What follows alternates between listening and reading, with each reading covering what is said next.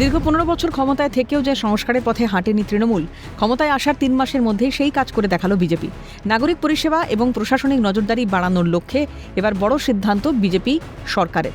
বিধানসভায় পাশ জোড়া পুরসভার সংশোধনী বিল, কলকাতা মিউনিসিপ্যাল অ্যামেন্ডমেন্ট বিল 2026 এবং হাওড়া মিউনিসিপ্যাল অ্যামেন্ডমেন্ট বিল 2026। এই দুটি পেশ করল রাজ্যের পুর নগরোন্নয়ন দপ্তর। বুধবার বিধানসভায় ধ্বনিভোটে পাশ করা হয় দুটি বিল। এই বিলের মাধ্যমে পুর নিগমের ওয়ার্ড সংখ্যা বেড়ে 144 থেকে 209 করা হবে। হাওড়ার 50টি ওয়ার্ড থেকে বেড়ে হবে 68টি ওয়ার্ড। এদিন পুর নগরোন্নয়ন মন্ত্রী অগ্নিমিত্রা পাল বলেন, বর্তমানে কলকাতা পুর নিগমের মোট ওয়ার্ড সংখ্যা 144। পরবর্তীতে পুরো এলাকার ওয়ার্ড ভিত্তিক জনসংখ্যা, বিন্যাস, বসতির ধরন, ভৌগোলিক পরিস্থিতি, অর্থনৈতিক অবস্থার অনেক পরিবর্তন ঘটেছে।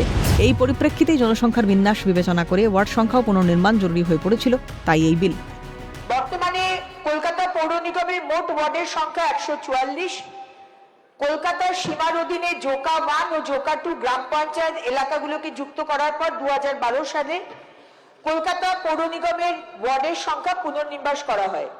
পরবর্তীকালে এই পৌর এলাকার ওয়ার্ড ভিত্তিক জনসংখ্যা বিন্যাস, বসতির ধরন, ভৌগোলিক পরিস্থিতি এবং অর্থনৈতিক অবস্থার অনেক পরিবর্তন ঘটেছে।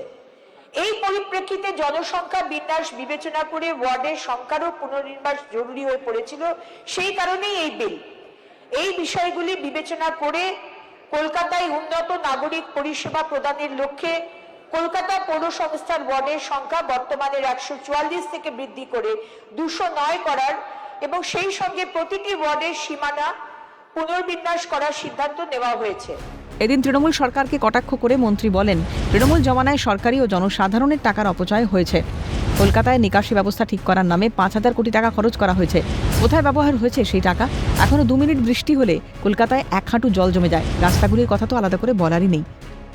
কলকাতায় নিকাশি ব্যবস্থা ঠিক করতে প্রায় 5,000 কোটি টাকা বিভিন্ন প্রকল্পে খরচা হয়েছে। 1-2 কোটি নয়, 5,000 কোটি টাকা। কি হয়েছে বলতে পারেন? এখনো 2 দিন আগে বৃষ্টি হয়েছে, সমস্ত জায়গায় কোমর অবধি জল। টাকাগুলো গেল কোথায়? মানুষ তো প্রশ্ন করছে।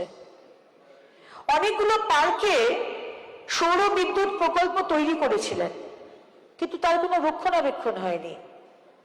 ফলে কোনো বিদ্যুৎ উৎপাদনও হচ্ছে কিনা তাও আমরা জানি না। সম্পূর্ণভাবে মানুষের টাকা, সরকারি টাকার অপচয় হয়েছে। এই বিলের জন্য এলাকাগুলিতে আরো ভালোভাবে নজর থাকবে প্রশাসনের। জনসাধারণের সমস্যায় আরো বেশি করে কাজ করতে পারবেন জনপ্রতিনিধিরা। বাড়বে উন্নয়নমূলক কাজ, মত বুদ্ধিজীবী মহলের। ক্যামেরায় জনি মণ্ডলের সঙ্গে খালিদ জামালের রিপোর্ট, ক্যালকাটা নিউজ।